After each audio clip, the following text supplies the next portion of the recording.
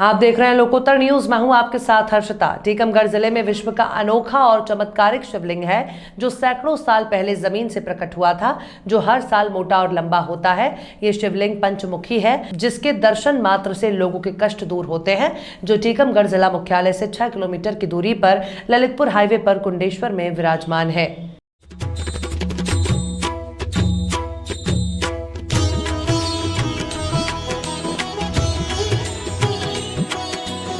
इस अनोखे शिवलिंग की उत्पत्ति के बारे में लोग और मंदिर के पुजारी बताते हैं कि जहां पर आज मंदिर है, वहां पर किसी जमाने में एक विशाल पहाड़ी हुआ करती थी और इस पहाड़ी पर खटीक जाति के लोग निवास करते थे। विश्व की इस अनोखे शिवलिंग की उत्पत्ति के बारे में बुजुर्गों का कहना रहा कि यहाँ पर कुंडेश्वर में जहाँ पर मंदिर है, एक पहाड़ी हुआ करती थी। पहाड़ी पर खटीक समाज के लोग निवास करते थे। यहाँ पर एक वृद्ध महिला ओखली में धान कूट रही थी। कूटते उस ओखली में खून आ गया तो महिला घबरा कर अपनी बस्ती में लोगों को लेने पहुंची कि यह क्या चमत्कार हो रहा है। जैसे यहाँ पर लोगों को कुंडा ढक के लोगों को बुलाने गई महिला, और जब वापस लौट के आई तो देखा वहाँ पर ये छोटा सा शिवलिंग प्रकट हुआ था।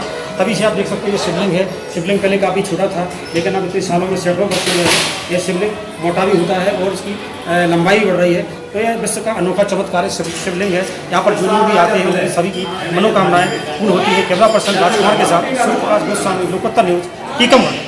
एक दिन एक बुजुर्ग महिला ओखली से धान कूट रही थी, तभी ओखली में खून की धार निकलने लगी तो ये महिला घबरा गई और ओखली पर एक मिट्टी का कुंडा ढककर बस्ती के लोगों को लिवाने गई। और जब बस्ती के लोग आए और कुंडा उठाकर देखा तो उसमें एक छोटा सा शिवलिंग प्रकट हो गया था। तभी यहाँ एक छोटा सा मंदिर बनाया गया और पहले इनका नाम कुंडा देव था और अब इनका नाम कुंडेश्वर भगवान हो गया। यहाँ बस्ती हुआ करती थी, बताते हैं बस्ती हुआ करती थी तो एक महिला जो है धान कूट रही थी। धान कूटते समय उसके चावल जो है खून में लपट गए तो एक मिट्टी का कूड़ा रखा हुआ था। कूड़े से वो महिला उखड़ी को ढांक करके पुड़ा पड़ोस में गई सबको लवाने के लिए, जब तक शंकर जी प्रकट हो गए। सही नाम इनका है कूड़ा देव। और जो है 37 में यहाँ पर महाराज बीसी ने खुदाई करवाई थी तो 25 फुट नीचे तक खुदाई करवाई गई थी। ये 25 फुट नीचे तक शिवलिंग निकला था, 7 जलाही निकली थी। तो जैसे ही शंकर जी बड़े और मोटे हुए तो अपने आप जलारी खंडित होती गई। ये 8वीं जलारी पहने हुए हैं। शंकर जी बढ़ते हैं और मोटे भी होते हैं, इनका कोई पता नहीं। ये 1200 ऊषा के पूजने वाले शंकर जी हैं। ओरछा राम राजा से पहले शंकर जी यहाँ पर प्रकट हो गए थे, तो ये साक्षात हैं और साक्षात प्रकट हुए। अभी जो है कल देखिए महाशिवरात्रि का पर्व आ रहा है। शंकर जी का विवाह का उत्सव मनाया जाएगा विधि विधान से, वेद रीति के साथ शंकर जी का विवाह का उत्सव मनाते हैं। जब पूरी रात जागरण होता है, बाहर से बुंदेलखंड से लाखों की तादाद में यहाँ श्रद्धालु आते हैं। आज जो है भगवान को जो है हल्दी चढ़ेगी, तेल चढ़ेगा। कल जो है मंडप होगा शंकर जी का, और परसा जो है 1 मार्च को विवाह होगा शंकर जी का। तो विवाह की उत्सव की तैयारी चल रही है, बड़े धूमधाम से हो रहा है। यहाँ पे पहले लोग बाग बस्ती में रहते थे, यहाँ पे घर थे। एक माता जी धान कूट रही थी ओखली में, तो कूटत में खूब खून कर आओ। सो जो है घबरानी सो वो कोड़ो दबा के, जो आटे को कूड़ो है तो उस दबा के गाय की गई जब तक सो भगवान उखड़िया। जब से कूड़ा दे उनको नाव होने लगो। तो हर साल एक चौड़ बढ़त हैं और जो है इनकी बड़ी अपार महिमा है। हर साल शिवरात्रि को खूब ब्याह होता अच्छे धूमधाम से, जैसो बुंदेलखंड में हमारे तक होता। आपको क्या यहाँ से आने से क्या लाभ हुआ है? अरे हमें तो इतना फायदा भाव के भगवान ने, हमने जैसी सोची नहीं थी जैसा फायदा हमें भगवान ने। यहाँ के महाराजा वीर सिंह जुदेव ने इस शिवलिंग की जमीन में गहराई मापने के लिए शिवलिंग की खुदाई करवाई, मगर इस शिवलिंग की गहराई का राज आज तक पता नहीं कर सके। और रात में राजा को सपना आया और एक साधु ने कहा कि तुम ये खुदाई बंद करवा दो वरना तुम्हारा राजपाट नष्ट कर दूंगा, और महाराजा को पलंग से नीचे फेंक दिया था। तो राजा डर गए और खुदाई बंद करवा दी थी और वहां पर एक मंदिर बनाया गया था। और आज भोलेनाथ की महिमा अपार है। यहाँ पर पूरे विश्व से लाखों की संख्या में लोग इस अद्भुत शिवलिंग के दर्शन करने आते हैं। 1937 में टीकमगढ़ के महाराजा वीर सिंह देव ने इस शिवलिंग की गहराई पता करने के लिए खुदाई करवाई थी, लेकिन काफ़ी खुदाई करवाने के बाद, मशक्क़त के बाद राजा को हार मानना पड़ी। और एक दिन भोलेनाथ ने उनको रात में सपन दिया कि ये जो खुदाई है इसको बंद करा दीजिए, कि आप हमारी परीक्षा ले रहे हैं और यदि तुमने खुदाई बंद नहीं कराई तो तुम्हारा सारा राजपाट नष्ट कर दिया जाएगा। तो इससे डर के राजा ने दूसरे दिन सुबह ही ये खुदाई शिवलिंग की बंद करा दी थी और यहाँ पर एक विशाल मंदिर बनवा दिया गया था जिसका नाम कूड़ा देव था। और जब से यहाँ पर नाम कूड़ा देव पड़ने लगा है। एक गांव था, एक डोकरी ओखली में धान कूट रही थी, तो कूटते कूटते उसके रंजित चावल हुआ, खून से सनगे गए थे। तब तक एक कूड़ा को उठा करके पूरा पड़ोसियों को बुलाने गई, तब तक ये उठा लिए थे भोले बाबा। तो इनका नाम, पहला नाम है कूड़ा देव। सरकार राजा ने इस बात को नहीं माना और उन्होंने खुदाई की, जैसे 25 फीट तक खुदाई की है। और इसके बाद उनको भगवान ने उनके पलंग से, उनको राजा को पलंग से पटका और कहा कि मेरा पार नहीं पा पाओगे, आप तो मंदिर बना, तो छोटा सा मंदिर बनवा दिया। शिवरात्रि पर किस तरह का आयोजन होता है? शिवरात्रि पर विवाह संपन्न होता है, पहले टीका होता है, इसके बाद चढ़ाई वगैरह सब कार्यक्रम, पूरा विवाह विधिवत होता है। कहाँ कहाँ से लोग आते हैं? दूर दूर से लोग आते हैं।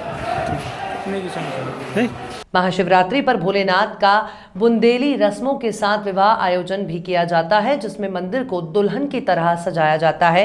भगवान भोलेनाथ को दूल्हा बनाकर उनकी विशाल बारात निकाली जाती है गाजो बाजों के साथ। 1 मार्च को इस बार शिवरात्रि का पर्व आयोजन किया जाएगा, जिसमें तेल मंडप पणिग्रहण संस्कार का आयोजन किया जाएगा। इस दौरान अंतर्राज्यीय मेले का आयोजन किया जाता है, जिसमें हजारों की संख्या में भक्तगण शामिल होते हैं। शिवरात्रि पर भोलेनाथ और माता पार्वती का विशेष श्रृंगार किया जाता है, जिसमें रजत और फूलों का विशेष श्रृंगार किया जाता है। महाशिवरात्रि पावन पर्व पर सिवधाम कुंडेश्वर में हजारों की संख्या में आसपास के क्षेत्र सहित संपूर्ण बुंदेलखंड से दर्शनार्थी श्रद्धालु यहाँ भगवान भोलेनाथ के दर्शन करने आते हैं। महाशिवरात्रि पर्व की समस्त तैयारियों को यहाँ अंतिम रूप दिया जा रहा है।